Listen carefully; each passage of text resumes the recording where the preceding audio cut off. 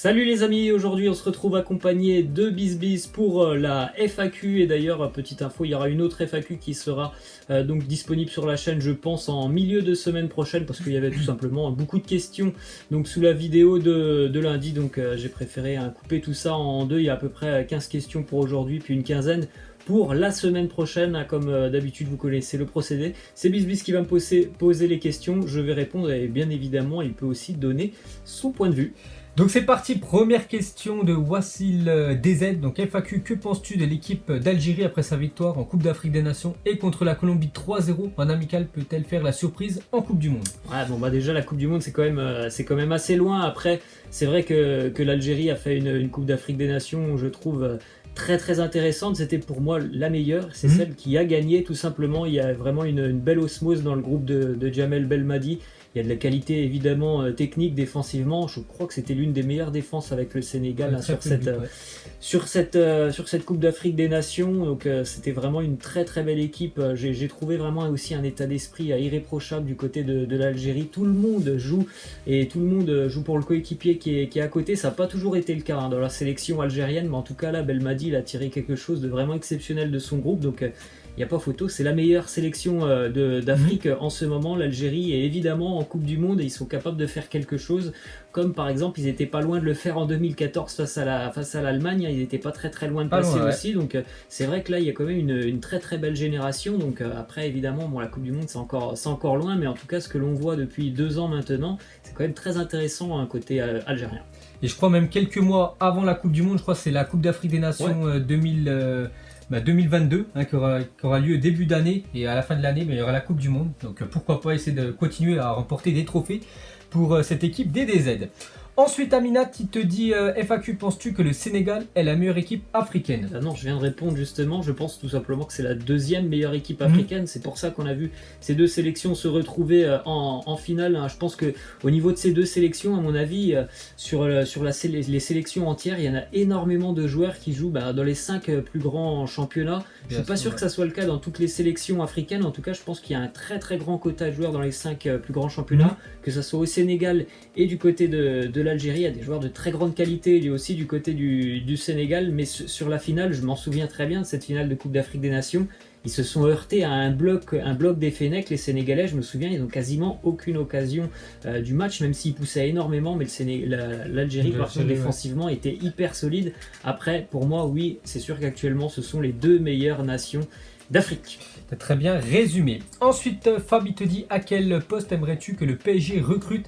Et as-tu des noms à suggérer? Et que penses-tu est-ce que tu penses que Thomas Tuchel va sauter ou continuer avec l'équipe du PSG? Sinon, continue, tu gères. Ouais, merci, mais déjà, je vais partir sur le dossier Thomas Tuchel. Je pense pas qu'il partira. Ouais, il n'y a pas eu au final de grosses déceptions cette saison, mis à part cette finale, mais le contrat il était rempli. C'était quand même d'avancer en Ligue des Champions, c'est chose faite. Après, peut-être que Leonardo apprécie pas énormément Tuchel, mais en tout cas, je pense pas qu'il ne partira. Et du côté des recrues au niveau du Paris Saint-Germain, on en avait déjà parlé, je pense qu'un latéral pour remplacer Thilo Kehrer, c'est quand même très important. Et il me semble encore une fois que le PSG a des problèmes au milieu de terrain. Il faudrait un joueur qui soit capable de faire par exemple ce qu'a fait Thiago Alcantara sur la finale. Le seul problème c'est que ce joueur du côté de Paris ça doit être Marco Verratti. Le seul problème c'est que Verratti c'est plus possible quoi. Depuis 2-3 ans niveau blessure ça va plus. Je pense qu'il passe beaucoup plus de temps sur le banc de touche ou en soins que sur le terrain au Paris Saint-Germain, donc je pense qu'il faut encore se renforcer au milieu de terrain, puis peut-être aussi quelqu'un encore d'un peu plus physique. Je pensais que ça allait être Idrissa Gueye, lui aussi a été gêné par les blessures, donc pour moi ce sont deux secteurs très importants du côté de Paris, côté des latéraux droits, et puis au niveau du milieu de terrain, je pense que c'est encore un peu léger du côté du Paris Saint-Germain. Je sais pas ce que tu en penses. Ouais, même des joueurs offensifs, ça pourrait être bienvenu pour l'équipe du Paris Saint-Germain, parce que quand tu vois des joueurs comme Draxler, qui coûte quand même pas mal d'argent à l'équipe du PSG, il est très décevant quand il rentre en cours de jeu. Et un joueur, je sais pas, qui pourrait prendre la place de temps en temps de Mbappé ou même Neymar ou même Henry Di Maria, en attaque, vraiment un joueur un peu vif, qui arrive on peut dire, à créer des occasions, voilà, de la percussion. Ça, c'est un joueur qui manque quand même au Paris Saint-Germain, voilà, pour laisser souffler de temps en temps les joueurs cadres. Mais sinon, comme tu as dit, un joueur, voilà, un défenseur droit, parce que Thilo Kehrer, c'est plus possible du tout. Et bien sûr, un milieu de terrain, parce qu'on a bien vu quand les blessures s'enchaînent, on a bien vu que c'est Ander Herrera quand même qui était titulaire la finale de la Ligue des Champions. Peut-être Verratti aurait été absent, enfin à présent à 100%, c'est lui qui aurait été titulaire. Donc voilà, quand même, il faudrait, on peut dire, doubler quelques postes côté PSG. Ensuite, Leandro, il te dit, penses-tu que les clubs italiens peuvent revenir au niveau la saison prochaine en Ligue des Champions? Parce que ça a été très compliqué cette année pour les clubs italiens. Ouais, c'est vrai que c'est compliqué. Ouais, D'ailleurs, il y a surtout, une petite statistique, je crois que depuis 2010, c'est seulement deux demi-finales ou deux finales de Ligue des Champions pour les clubs italiens. Je crois que c'est la Juve, donc ça montre que le football italien se porte pas très bien sur la scène européenne. En tout cas, ce qu'est en train de faire l'Inter Milan, je trouve que c'est quand même assez intéressant. Donc après, déjà cette année, ils étaient en Ligue des Champions et ils sont pas sortis des poules. Je pense que ça pourra certainement le faire l'année prochaine. Après, la Juve, c'est quand même assez décevant ce que l'on voit cette année. Donc il y aura un gros changement avec Andrea Pirlo. Donc je pense qu'il y aura certainement du mieux l'année prochaine. Après, voir, à part la Juve, ça me semble quand même compliqué d'imaginer un autre club aller très loin en Ligue des Champions. L'Inter est un club qui, on va dire, être en train de revenir à un grand, mais de là les imaginer déjà être, par exemple, dans le dernier carré l'année prochaine, ça me semble plutôt compliqué. En plus, il y aura encore l'Atalanta Bergame qui peut encore espérer quand même faire une belle saison en Coupe d'Europe l'année prochaine. Tout dépend bien sûr si Gasperini, c'est ça, l'entraîneur de l'Atalanta, arrive à garder ses joueurs cadres, et la Lazio, mais bon, la Lazio, c'est vrai qu'ils étaient pas mal en championnat, mais la Ligue des Champions, c'est quand même un level au-dessus. On verra ce que ça va donner, mais comme tu as dit, il n'y a que la Juventus qui peut, entre guillemets, prétendre à remporter ce trophée de la Ligue des Champions, mais les années précédentes, c'est souvent des échecs pour la Juve. Ensuite, Rani te dit, penses-tu que le Barça va être favori pour la Ligue des Champions 2020-2021? Non, évidemment que non. Vu ce qui se passe du côté de Barcelone, c'est une reconstruction totale visiblement de l'effectif. Donc tu peux pas dire qu'ils vont être partants pour aller dans le dernier carré de la Ligue des Champions. C'est impensable pour moi. Quand tu reconstruis une équipe comme ça, il y a d'autres équipes qui sont prêtes à te démolir, qui ont un collectif qui est là depuis quelques années. Donc c'est pas possible pour moi en moins d'un an de reconstruire une équipe avec par exemple un départ de Messi, un départ de Suarez, des géants qui sont là depuis 5 ans. Pour moi c'est impensable, ça prendra 2-3 ans, peut-être même plus du côté du Barça avant de les revoir très loin en Ligue des Champions. Et il y a vraiment beaucoup trop de monde à changer du côté de Barcelone, l'effectif il est trop vieillissant, donc ça se fait pas en un an en général de reconstruire une équipe. Là le mal il est quand même profond du côté de Barcelone, et ça date pas de cette année parce que ça fait quand même 3-4 ans que les échecs sont réguliers en Ligue des Champions. Donc non, favori pour l'année prochaine, tu peux pas les compter comme favoris. Et encore un outsider, je ne sais même pas. Et tu as très bien résumé. Après maintenant, il faut voir les gars ce que ça va donner avec le nouveau coach.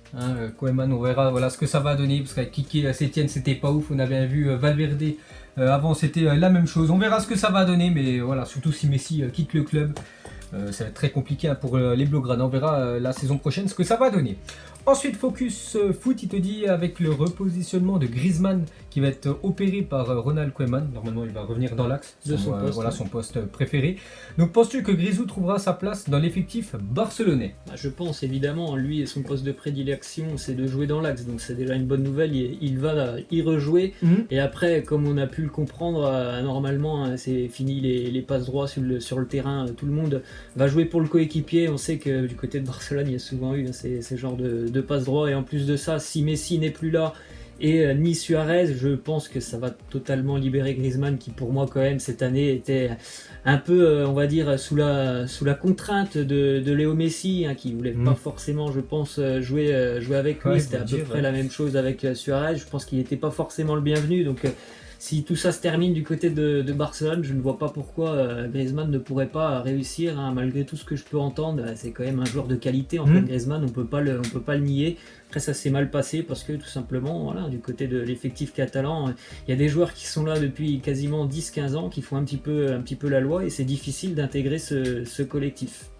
Ok, ensuite une question de TRK, il te dit, penses-tu que le PSG peut gagner la Ligue des Champions la saison prochaine? Sinon je vous kiffe toi et bis, donc merci TRK. Je ne sais pas, on ne peut pas savoir un an avant, on ne sait même pas quelle sera la composition du groupe du Paris Saint-Germain.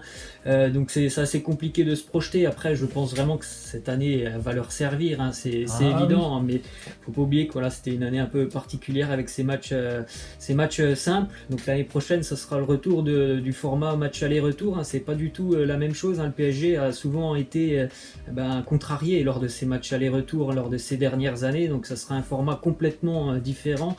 Donc je ne sais pas si le Paris Saint-Germain sera directement en finale l'année prochaine. Il faut, je pense aussi, comme on l'a dit en début de vidéo, peut-être quelques petits renforts. Donc après, pour moi, ce sera quand même une équipe favorite, le PSG, avec l'effectif qu'ils ont. Ils peuvent prétendre, voilà, comme City, comme le Bayern, comme voilà, la Juventus, voilà, toutes ces équipes-là, remporter chaque année la Ligue des Champions. On verra ce que ça va donner. Et comme tu as bien résumé, ça va leur apporter, hein, ce qu'il y a eu cette année, cette finale de Ligue des Champions. Parce qu'à chaque fois, voilà, c'était quart de finale, huitième de finale. Cette année, ils sont un peu débridés, on peut dire. Ils ont enfin atteint la finale. Bon, ils n'ont pas gagné le titre, mais ça va leur faire du bien, en espérant que les saisons qui vont suivre, peut-être il y aura enfin ce sacre pour l'équipe du PSG. Ensuite, Esteban Guillaume, il te dit, est-ce que pour toi, Reims va aller loin en Europa League? Après, tout dépend de ce que tu entends par loin en Europa League, mais bon, on va pas se mentir, l'Europa League, c'est pas non plus le top niveau européen, surtout pendant les phases de poule, hein, parce qu'il y a beaucoup plus de poules, je crois, en Europa League qu'en Ligue des Champions. Donc tu as quand même des équipes scandinaves ou des pays de l'Est qui sont abordables pour le stade de Reims. Après, bon, on va pas se mentir non plus, Reims, la priorité c'est le championnat, donc devoir jouer tous les 3 jours avec un effectif quand même assez restreint. Reims, ils n'ont pas non plus 25 joueurs de très très grande qualité. Il y a un bon 11 titulaires avec 4 ou 5 joueurs sur le banc, mais tu peux pas faire 2 équipes, donc après, reste à savoir s'ils vont la jouer à fond. Après, évidemment, c'est sûr que suivant le groupe, ils peuvent quand même sortir du groupe. Il n'y a pas non plus du très très haut niveau dans les groupes de l'Europa League, ça dépend où tu tombes. Mais voilà, s'ils sortent déjà des poules, je pense que ça sera très très bien pour le stade de Reims. Ouais, on verra ce que ça va donner pour cette équipe de Reims. Et comme tu as bien dit, c'est le championnat en priorité. Ensuite, Nike, il te dit, penses-tu que les journalistes français en font un peu trop sur le Paris Saint-Germain?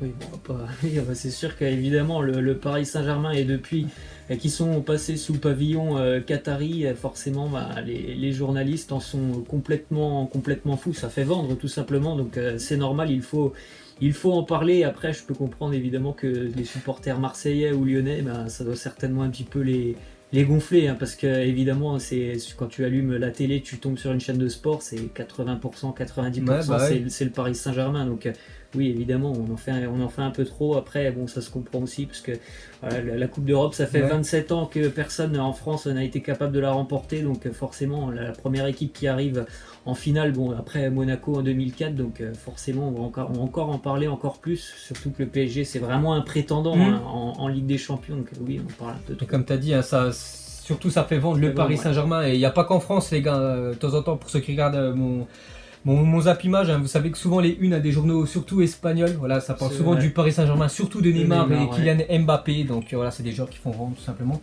du papier. Ensuite, Louis-Joseph Gomez, il te dit, pensez-vous que Neymar et Kylian Mbappé vont quitter le Paris Saint-Germain après cet échec en Ligue des Champions? Et si Messi quitte le Barça, où le voyez-vous? Sinon, continuez votre travail, vous êtes au top. Merci Louis. Merci Louis. Donc, première question, non, Neymar et Mbappé ne partiront pas. On a vu vraiment que depuis quelques mois, depuis le match de retour face à Dortmund, ça se passe très très bien dans l'état d'esprit du Paris Saint-Germain. Je pense vraiment que Neymar, il la voulait, cette Ligue des Champions, il la voudra encore plus l'année prochaine. Donc, non, de toute façon, on en avait déjà parlé. Pour moi, ils ne partiront pas cet été. Après, s'il y a encore un échec l'année prochaine, je pars plutôt toujours sur Neymar, un retour en Espagne, surtout avec ce qui se passe du côté de Barcelone. Il pourrait peut-être revenir l'année prochaine. Donc pour moi, non, les deux, hein, ils sont là avec le PSG encore au moins un an. Et puis pour Lionel Messi, bon, pour moi, c'est la seule solution qui est possible, c'est qu'il rejoigne Manchester City. Je ne l'imagine pas du tout du côté de l'Inter Milan. Non. Donc après, pour moi, ça sera à mon avis Manchester City, parce que je pense qu'il est encore un peu jeune pour retourner en Argentine, donc ça sera pour moi Guardiola du côté de City. Bon, voilà les amis, on termine sur cette question, donc on se retrouve évidemment pour des vidéos dès demain sur la chaîne, et donc l'autre partie de la FAQ, elle sera diffusée en courant de la semaine, donc je pense à mon avis que ça sera mercredi. Voilà les amis, nous on vous laisse et on vous dit à la prochaine. Ciao.